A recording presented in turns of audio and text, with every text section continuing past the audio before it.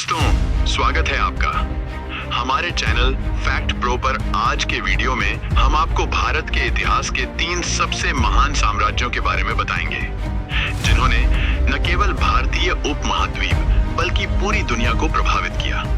चलिए शुरू करते हैं। मौर्य एम्पायर।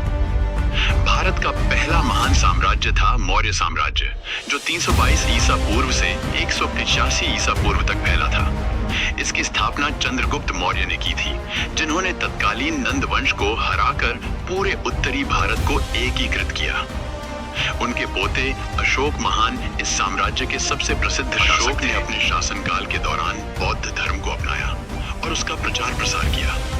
उनके शासनकाल में साम्राज्य अपने चरम पर था, जो आधुनिक समय भारत, पाकिस्तान, नेपाल और बांग्लादेश तक फैला हुआ था।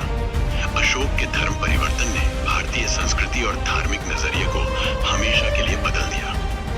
उनके द्वारा बनवाए गए स्तंभ और शिलालेख आज भी हमें उस समय की झलक देते हैं। गुप्ता एम्पायर, गुप्त साम्राज्य, जिसे भारत का स्वर्णिम युग कहा जाता है, 320 से 550 ईस्वी तक फैला था।